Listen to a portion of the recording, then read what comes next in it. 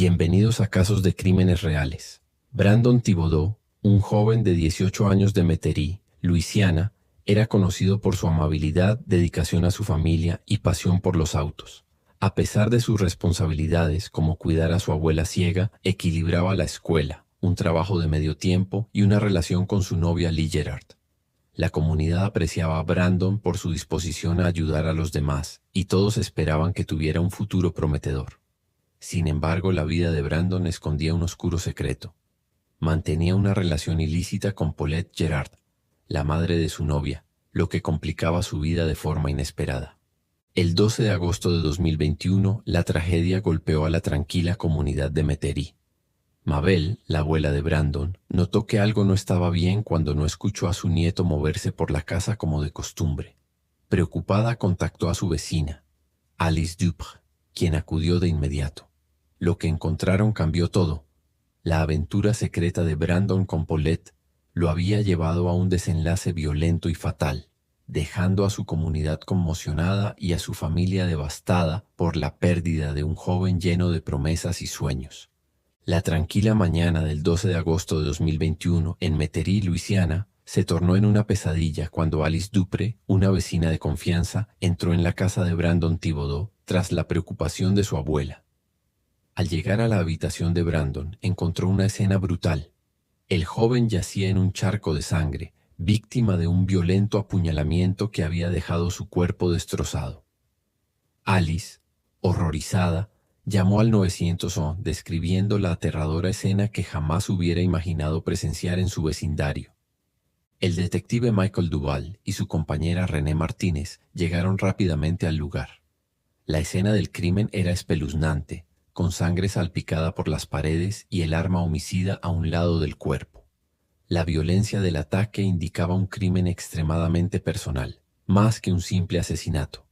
El crimen de Brandon sacudió no solo a los oficiales, sino a toda la comunidad de Metairie, que luchaba por comprender cómo un joven tan prometedor había sido brutalmente arrancado de la vida en circunstancias tan estremecedoras.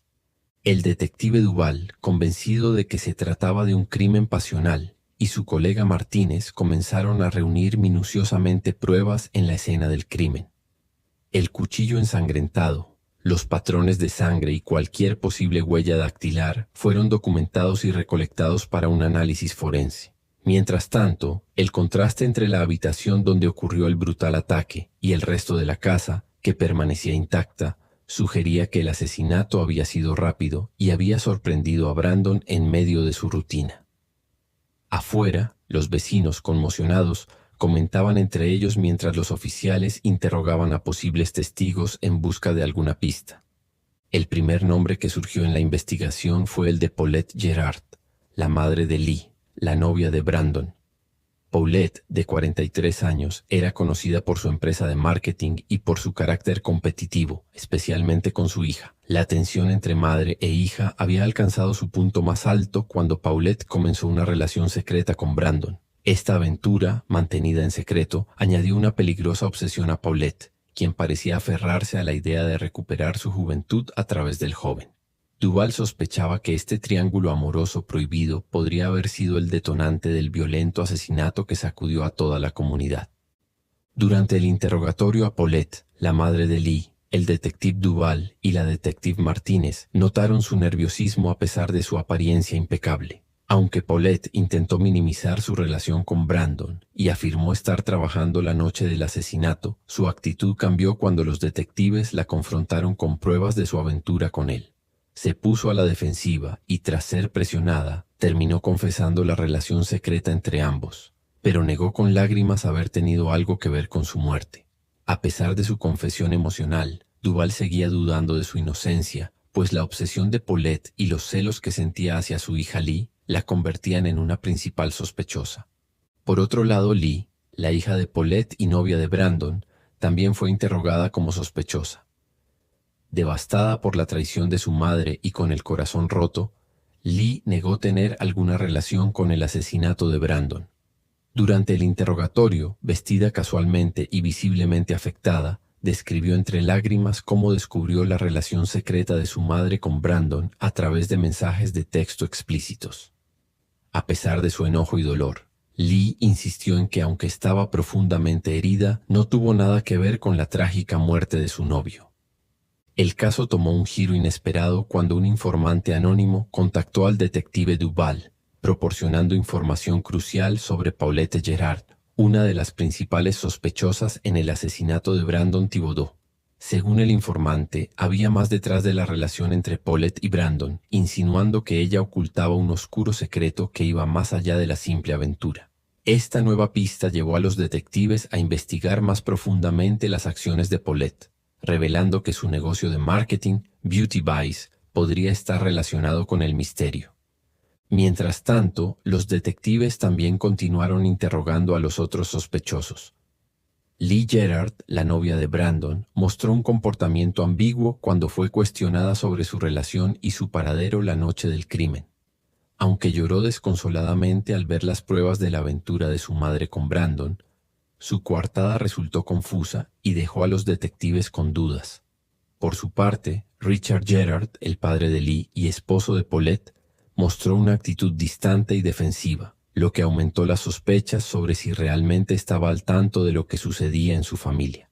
Con esta nueva pista, la investigación se dirigía hacia un descubrimiento impactante que podría desenredar la verdad detrás del brutal asesinato. Los detectives Duval y Martínez se encontraban cada vez más cerca de la verdad tras descubrir pruebas reveladoras en la oficina privada de Paulette Gerard, madre de la novia de la víctima.